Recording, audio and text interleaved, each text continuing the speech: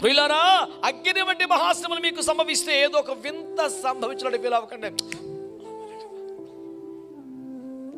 నిత్యత్వం మీద, పరలోకం మీద, కిరీటం మీద, సింహాసనం మీద, బహుమానం మీద ఎలాంటి విశ్వాసం నిరీక్షణ లేనివాడే మనుషులు రాకపోతే మానులు కొత్తయా అంటే నువ్వు పరలోకం ఉందని నమ్ముతావు, దేవుడు బహుమానం ఇస్తాడు నమ్ముతావు, సింహాసనం నమ్ముతావు, కిరీటం నమ్ముతావు. ఇవన్నీ తేరగి ఎందుకు ఇచ్చేస్తారు నీకు? ఏమి సహించకపోతే మాట్లాడరండి. ఊరిని చేస్తారా?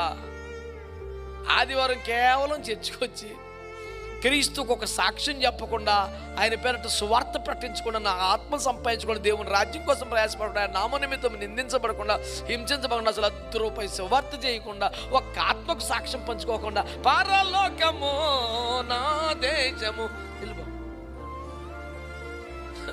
అసలు ఏమన్నా ఉండాలి కదండి. నువ్వు స్కూల్లో జాయిన్ అయినంత మాత్రమే టాప్ ర్యాంక్ కనుక ఫోటో పేపర్లో పడుతుందంటే ఏమర్థం? చదువుకోవద్దా? పోటీ తట్టుకునే అంత స్పిరిట్ నీలో ఉండొద్దా? శ్రద్ధ ఉండొద్దా? అగ్ని వంటి మహాశ్రమలు కూడా వింత కాదండి, మామూలు అదే. మరి ఏంటి వింత? శ్రమలు కాదట, శ్రమలు కాదంట. 14:22 ఎక్కడ? అపోస్తల కార్యాలు 14:22లో ఏమంటాడు తెలిసిన? ప్రియులారా, మనం అనేక శ్రమలు అనుభవించి దేవుని రాజ్యములో ప్రవేశింపవలెను. దానికి ఉన్న ముందున్న ముఖ నాకు చాలా ఇంట్రెస్ట్.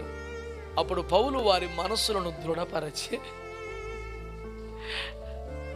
అదే మీరు ధైర్యంగా ఉండాలి నాన్న, గట్టిగా ఉండాలి నాన్న, బలహీనం అవ్వకుండా అని చాలాసేపు ముందు మనసులు దృఢపరిచాడు శిష్యుల్ని. వార్మప్ చేశాడు, ఎక్సర్సైజ్ అన్నమాట, అసలు వెయిట్ లిఫ్ట్ చేయడానికి. ఇవన్నీ చేసి చేసి చేసి చేసి అంటాడు, ఏంటి సార్ ఇంతగా ప్రిపేర్ చేస్తున్నారు? ఏంటి సార్ అంటే, శ్రమలు అనుభవించకపోతే దేవుని రాజ్యానికి ఎలా ఉన్నానా?